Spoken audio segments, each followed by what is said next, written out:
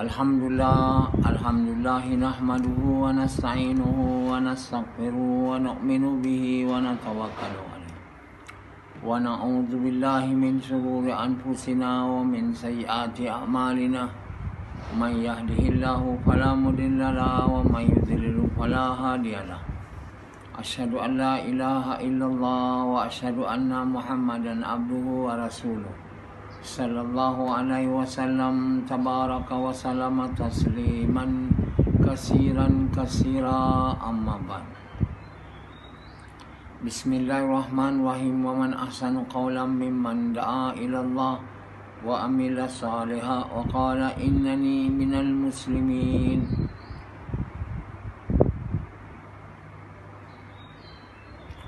Tuan-tuan, bapa-bapa sekalian, Allah Subhanahu wa taala Tuhan kita. Tiada Tuhan melainkan Dia. Dia menjadikan kita, menjadikan seluruh alam ni, dan kemudian mematikan kita. Setelah tu dihidupkan kembali dan kita dihimpunkan supaya kita dapat disoal, ditanya tentang apa yang kita telah lakukan di dunia. Atas apa yang kita buat, kita bertanggungjawab.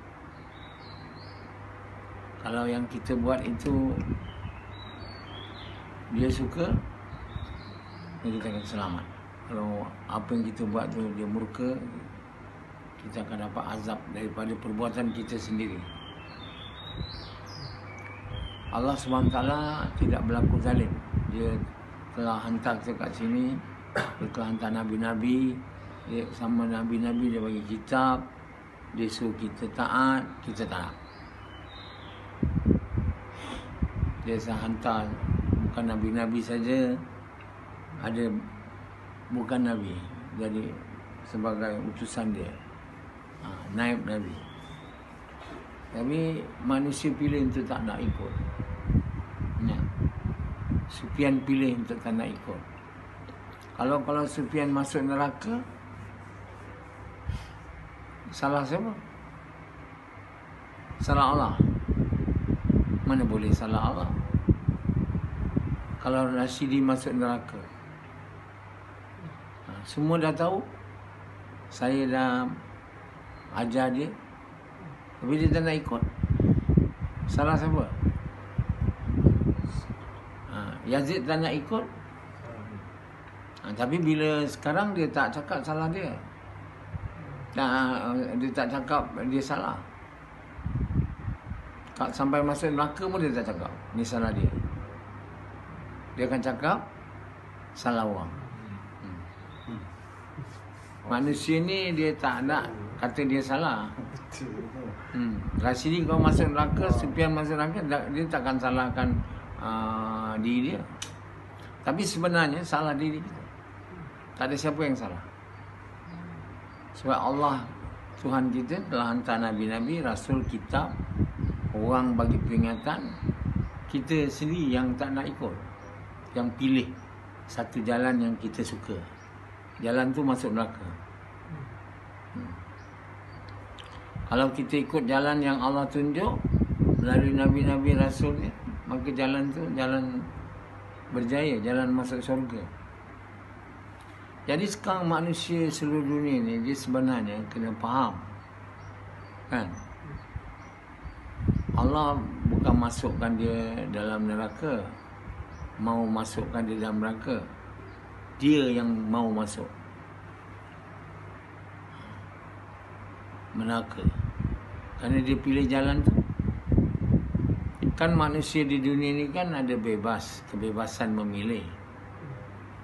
Tapi setiap pilihan dia ada kesan lah, akibat.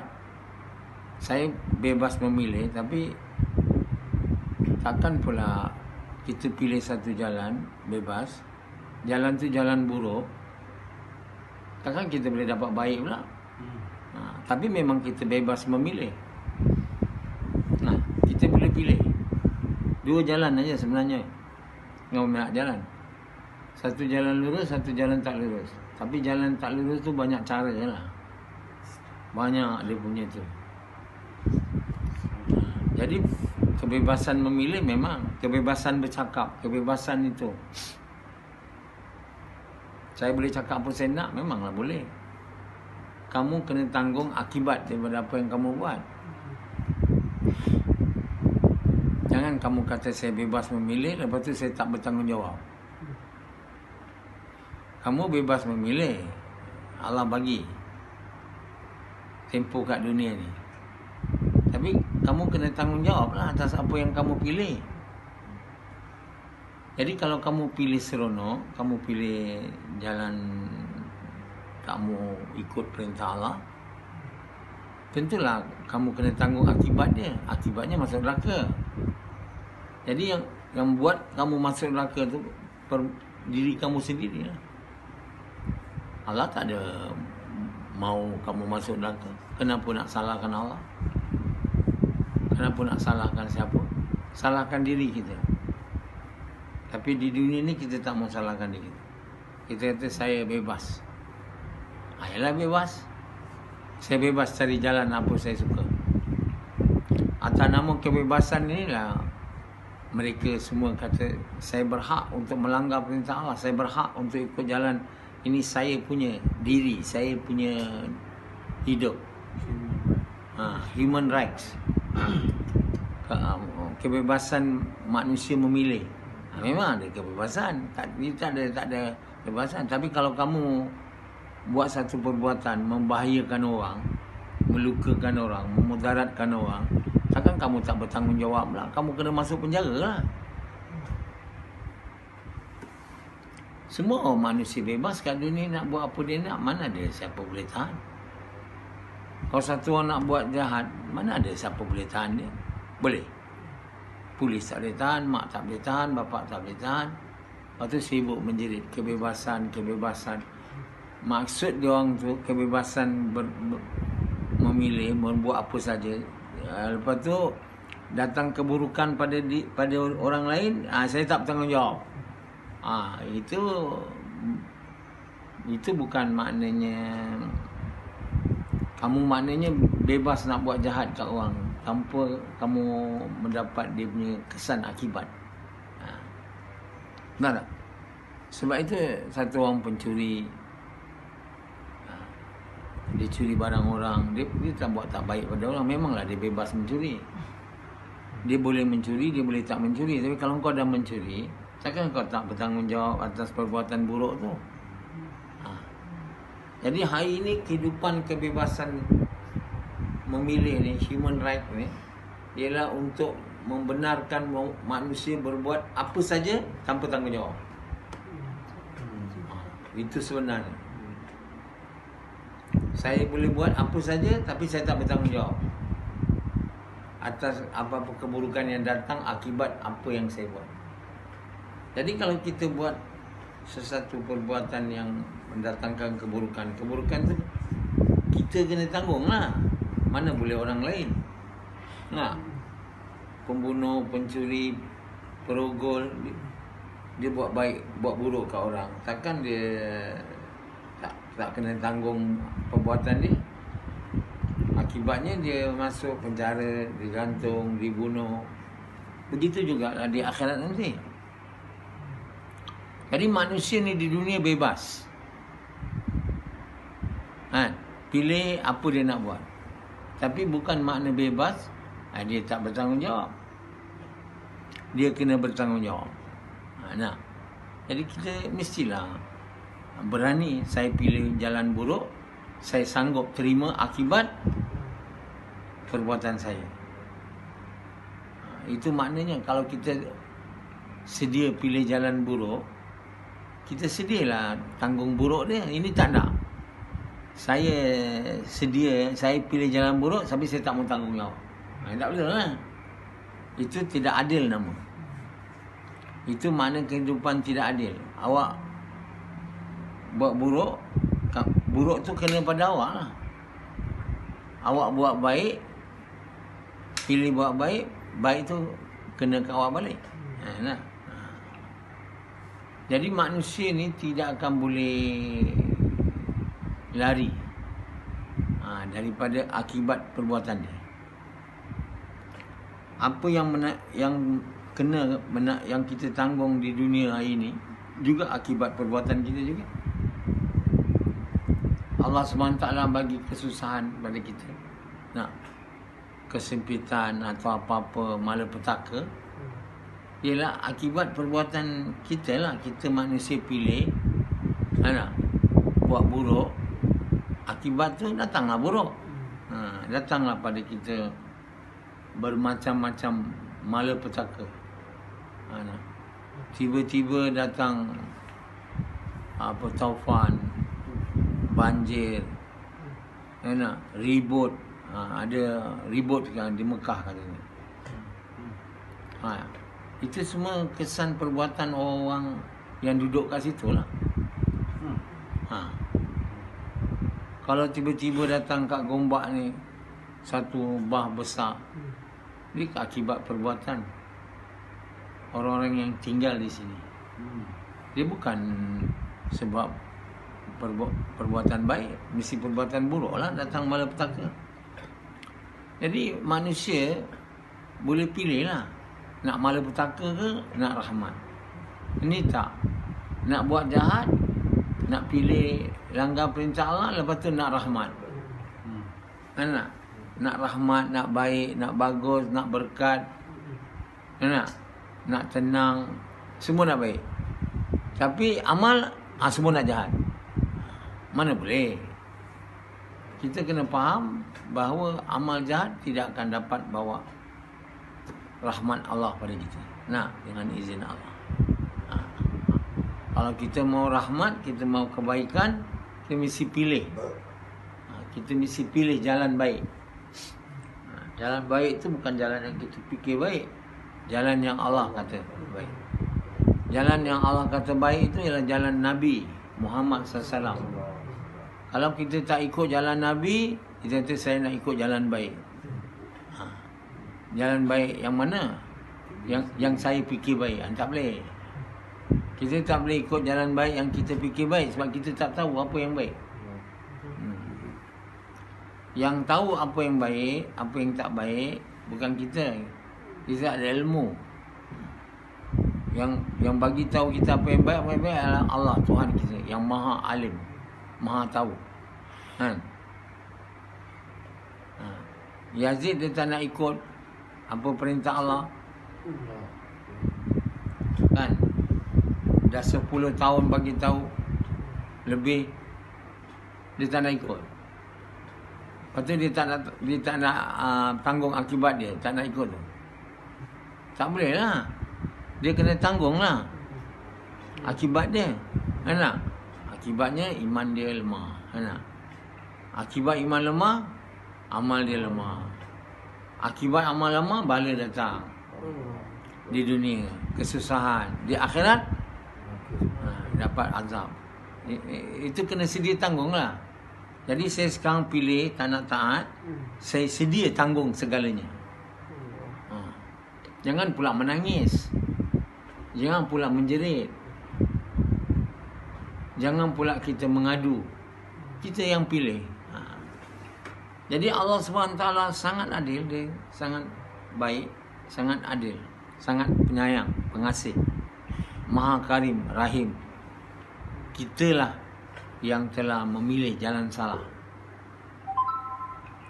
Anzalah lah pilih jalan salah. Pandang saya satu macam. Kalau Hanzalah pilih jalan salah, maka yang salah Hanzalah lah. Akibat daripada pilih jalan salah, Hanzalah dapat susah.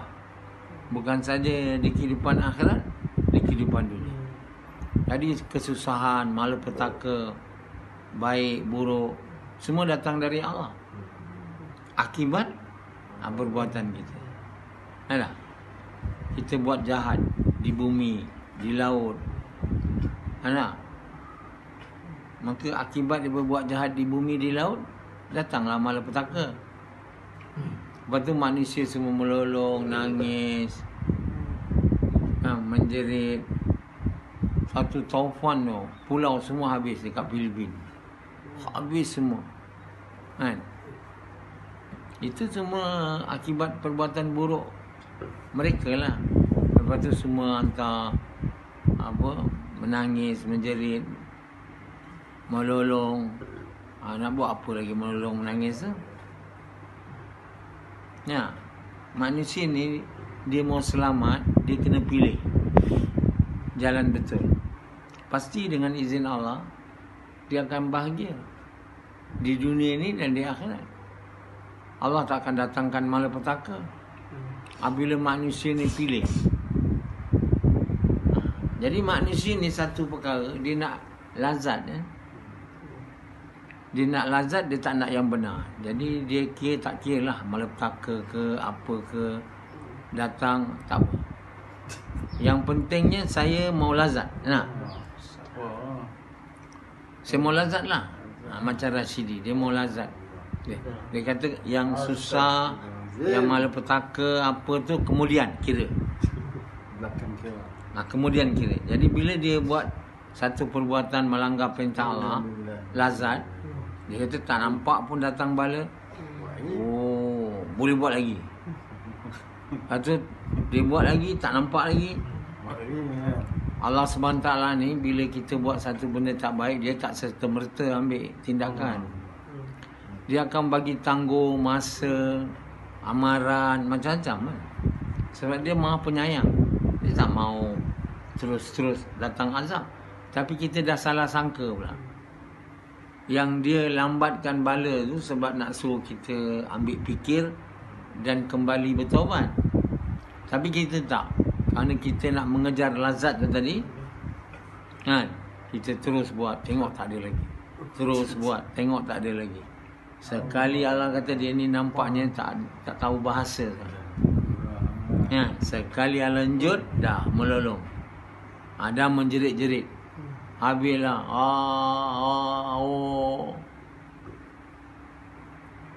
Jadi semua perbuatan buruk, semua benda buruk yang datang daripada kita, datang dari Allah. Benda baik juga dari Allah. Wa khairi wa syarri minallah. Semua dari dia. Akibat perbuatan kita lah, kita pilih perbuatan yang jahat, datanglah buruk. Kita pilih benda yang baik, buat amal baik yang dibuat oleh Nabi SAW, datanglah berkat dan rahmat. Apa masalahnya? Masalahnya kehidupan yang jadi susah kita ni bukan sebab apa, kita yang pilih susah tu. Adalah kita yang pilih susah, kita yang pilih duka cita, kita yang pilih sedih. Kalau kita sentiasa duka cita, tak tenang, semua akibat perbuatan kita. Jadi kalau kita tukar perbuatan kita daripada buruk kepada baik, maka Allah tukarlah. Yang buruk datang, tukar pada yang baik lah. Begitulah akibat di dunia dan di akhirat. Jadi yang penting manusia ni dia punya amal. Lain tak penting. Apa yang dia ada, rumah besar ke, rumah kecil ke, anak banyak ke, anak sikit, kaya atau miskin, semua itu tak penting. Tak ada penting bagi Allah untuk menentukan baik buruk datang bagi kita. Allah SWT tentukan baik buruk datang bagi kita. Allah tengok hati dan amalan. Jadi oleh kerana itu, orang yang lahir miskin pun, tak ada duit, dia bukan terhindar daripada kehidupan bahagia. Macam Rashidi lahir keluarga miskin di Perlis, kan? Bapa dia kahwin dengan perempuan agak tua sikit, dapat 2 anak aja. Saya pergi rumah dia, rumah Rashidi kecil aja. Ialah papan kecil. Waktu saya pergi dulu lah, Batu. ialah batu setengah ke apa. Jadi miskin, kan? Tapi dia bukan terhindar dari untuk dapat bahagia. Tapi manusia fikir kalau kaya baru bahagia. Kalau ada rumah besar, kereta besar. Bahagia ni bukan sebab kereta besar, rumah besar. Dia sebab amal. amal. Nabi kita Muhammad SAW, dia amal baik. Dia bukan kaya, dia pilih miskin. Bukan dia tak boleh kaya. Bukan Allah buat dia miskin. Allah mau buat dia kaya kalau dia nak. Tapi kalau Hanzalah memang nak kaya lah. Nabi kita SAW, Allah tanya dia, mau jadi raja, kaya, dan Nabi, atau miskin.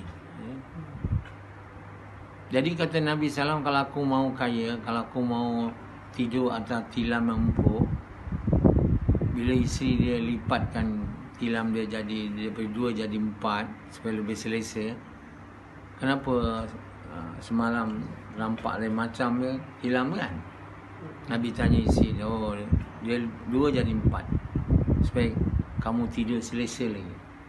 Nabi bilang, kalau kamu selesa, itu gunung Uhud aku boleh minta Allah sementara jadikan emas untuk aku. Tak ikut. Jadi Nabi tengok dia ambil baiki-baiki dinding-dinding rumah tu, Nabi tegur. Jadi Allah Subhanahu Wa Taala bukan buat dia miskin, Nabi pilih. Itu choice, human right, kebebasan memilih. Ada orang kat dalam dunia pilih miskin? Ada? Tak ada. Satu orang tak ada. Yang ada pilih miskin ni Nabi kita je, sallallahu alaihi wasallam. Makan satu hari, lapar satu hari. Kenapa Nabi pilih tu? Sebab dia mau amal. Bila lapar, aku sabar. Bila aku dapat makan, aku syukur. Dia mau amal, sabar dan syukur. Sebab kata Nabi, kalau kenyang aja macam Samad, mana dapat sabar? Syukur pun tak dapat. Kita dapat makan aja, biasa kita lupa pula yang Allah bagi makan, Allah bagi minum. Lupa bulan puasa ni. Patutnya kita boleh ingat Allah bagi makan sebab lapar.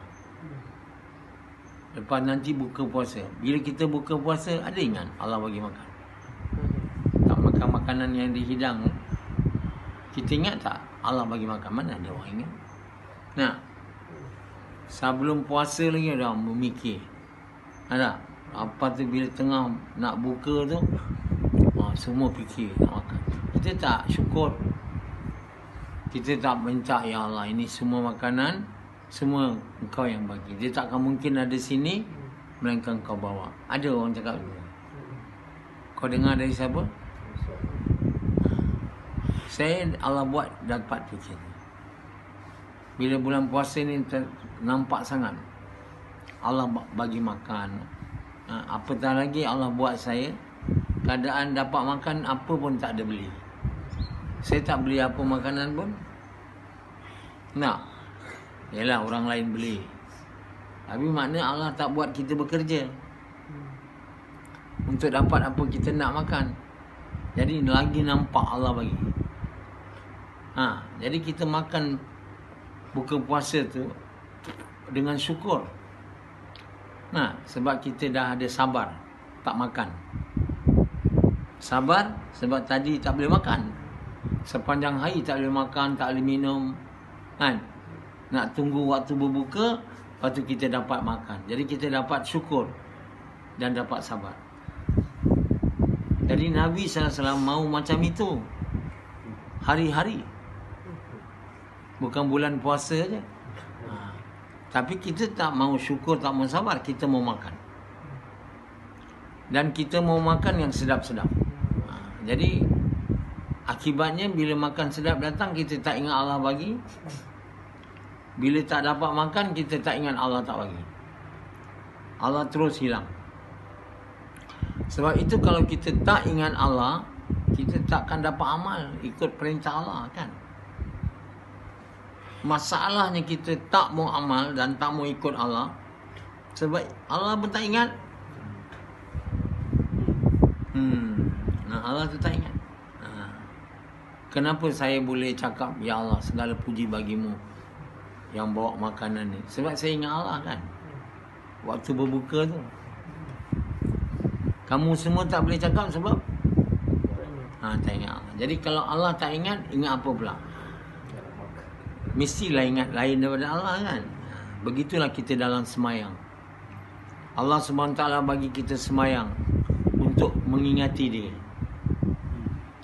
Tapi bila kita semayang, start aja kita pun tak ingat Allah. Kita ingat lain. Lepas semayang, kita pun tak tahu berapa kita dah semayang ke belum.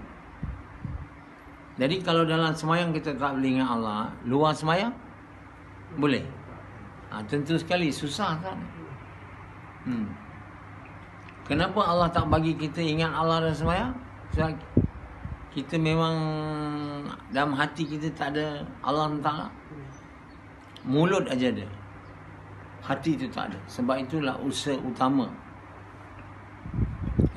usaha utama yang Allah mahu setelah kita mengaku tiada Tuhan melainkan Allah, Muhammad Rasulullah, ialah supaya kalimah ni masuk dalam hati kita. Sebab itulah asas kepada semua. Kalau dia telah masuk, kita dah ingat Allah, mudahlah taat perintah Allah. Hari ni orang nak berzikir banyak-banyak supaya ingat Allah, tapi Allah tak masuk dalam, dia tak ingat juga.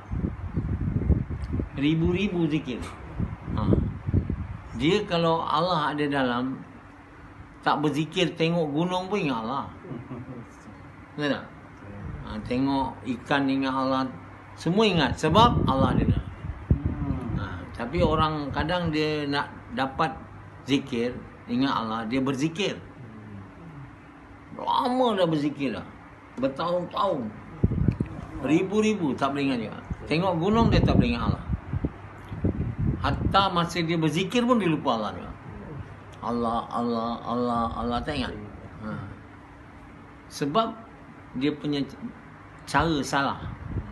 Nak ingat Allah dengan sebut dekat mulut, tak boleh. Dia kita nak ingat Allah ni, hati tu ada Allah. Hati tu apa kita percaya. Faham?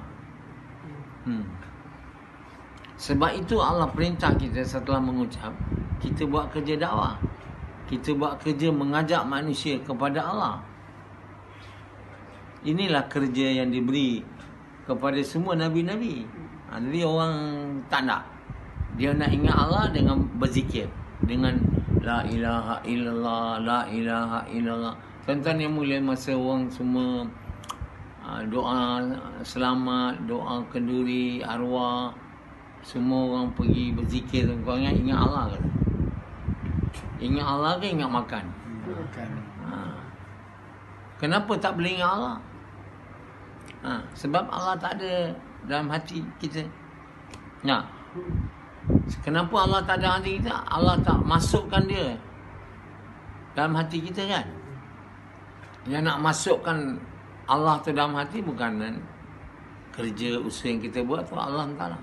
Jadi kita kena buat kerja yang paling Allah suka, mengajak manusia kepada Allah dengan cara yang dia suka, cara yang dia tunjuk pada Nabi-Nabi, dan dengan niat nak sukakan Allah sehingga Allah suka. Jadi bila Allah suka, Allah masukkanlah kalimah yang mulia itu, tiada Tuhan melainkan Allah itu, dalam hati kita. Dan Allah keluarkan yang bukan Allah tu dari hati kita. Allah buat apa? Satu, Allah keluarkan. Yang kedua, keluarkan yang bukan Allah dan masukkan Allah. Jadi kalau kita buat cara salah, kita Allah tak keluarkan apa yang dalam tu, Allah tak masukkan Allah dalam hati kita. Jadi hati ni bila dia nampak, baru mata kita tu boleh nampak, telinga tu boleh dengar, dan mulut boleh cakap. Mulut lebih boleh cakap lagi. Jadi bila hati kita betul, mata kita nampak Allah dalam gunung, dalam sungai, dalam makan, dalam apa sajalah mata ni. Dan bila hati kita percaya ada Allah, bau telinga kita akan dengar yang Allah suka dan tak mau dengar yang tak suka. Kalau yang tak Allah tak suka je sakit telinga tak boleh dengar. Sudahlah, diam. Macam saya bila duduk dengan Yazid, Samad, saya tak dengar dia orang sebut Allah. Jadi saya punya telinga naik pekak, naik sakit. Duduk dengan Azdi. Jadi biasa kita tak berapa suka lah. Jadi untuk supaya mengawal keadaan, kita kena berdakwah. Buat dia orang dengar, bukan kita dengar cakap dia orang. Supaya telinga kita tak pekak, dah tak sakit. Jadi sebab itu hati tu yang kena percaya, baru mata tu kita ada, boleh nampak kebesaran Allah. Telinga ada, boleh pilih dengar kebesaran Allah. Dan mulut kita akan suka cakap perkara-perkara yang benar. Mulut kita keluar je cakap perkara benar. Jadi barulah mulut cakap betul, mata nampak yang betul, telinga suka dengar yang betul. Jadi itulah namanya orang yang berzikir. Sentiasa berzikir, tengok langit, baring, berdiri, duduk. Yazid ada macam tu? Yazid ada ke tidak? Samad ada tak? Kenapa tak sampai tahap tu? Dah lama buat usaha dakwah lah Rashidi. Jadi kalau dengan jangka masa lama buat usaha tu, dah memang patut dah sampai tahap langit tengok Allah, semua lah. Orang macam ni tak payah nak pergi tempat macam Cameron Highland, macam New Zealand nak tengok kebesaran Allah. Mana-mana boleh tengok. Kat Gombak dia pun boleh tengok, apa-apa pun boleh tengok. Bukannya nak kena pergi jauh-jauh. Jadi apabila kita nampak Allah kebesarannya, mata, telinga, mulut, baru mudah. Hati tambah lembut dan tambah taat lah. Dan amalan kita tambah betul. Dan Allah tambah suka. Jadi Allah tambah suka, tambah suka, tambah suka, tambah suka. Kita tambah mulia, tambah tinggi. Kehidupan kita di dunia tambah bagus. Dan mati kita bagus. Lepas mati bagus. Di dunia bagus, masa mati bagus, lepas mati bagus. Jadi manusia ni mulia, hina dia bukan dengan benda yang dia ada. Benda-benda ni dengan amal dia. Amal tu dikawal oleh hati. Baik hati manusia, baiklah amalannya. Rosak hati manusia, rosaklah amalnya. Sebab itu selepas mengucap, perintah pertama sebenarnya betulkan hati. Untuk betulkan hati, kerja yang Allah bagi pada kita dan beritahu pada Nabi, ajak kita, ialah buat kerja mengajak manusia kepada Allah. Halo? Mengajak manusia kepada kebaikan, mencegah kemungkaran. Ini kerja. Dan dibuat dengan korban harta diri kita. Jangan minta duit. Dan sabar. Balas buruk dengan baik. Malam hari kita bangun, semayang, doa pada Allah supaya Allah bagi iman kita kuat. Kalimah tu masuk dalam hati kita. Nangis dengan penuh perasaan. Ni tak ada siang gas lebih kurang, malam tidur tak ada bangun. Bangun pun tak ada nangis, tak ada merayu. Macam mana Allah nak kesian? Kita dalam buat kerja sikit, nangis pun tak ada. Jadi bila Allah masuk dalam hati, amal jadi baik. Betul. Apa kita buat Allah suka. Jadi jalan nak jadi baik tu betul. Hari ni kita nak jadi baik, selepas mengucap kita nak buat kerja dakwah.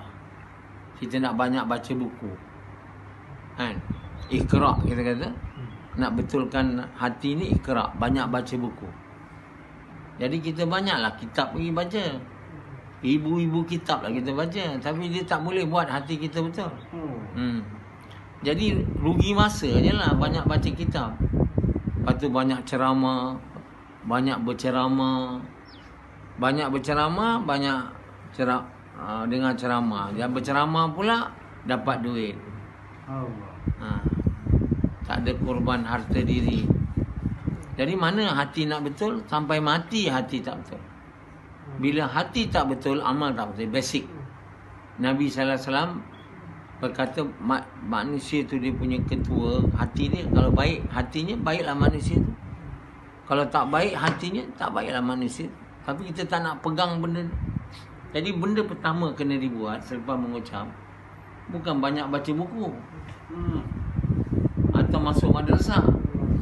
Anak masuk madrasah tu samalah dengan banyak baca buku. Kena betulkan hati. Apa kerja betulkan hati? Bukan berzikir. Kerja dakwah, kerja mengajak manusia kepada Allah. Itu yang kena dibuat oleh semua orang Islam. Mula-mula sekali, bukan nak bila dia dah tua, dia dah banyak ilmu, dia dah banyak baca, baru sekarang masa untuk dakwah. Dakwah bukan untuk kerana kita banyak tahu. Kerja dakwah ni mengajak manusia kepada Allah. Allah bagi pada kita selepas mengucap saja, supaya kalimah yang besar ni, Allah ni ada dalam hati kita. Bila dalam hati, baru mata kita nampak, telinga kita boleh dengar yang baik, yang tolak yang tak baik, mulut kita akan cakap yang betul. Setiap waktu akan ingat Allah, barulah kita boleh taat perintah Allah dengan cara yang dia suka, dengan niat nak sukakan dia. Gas.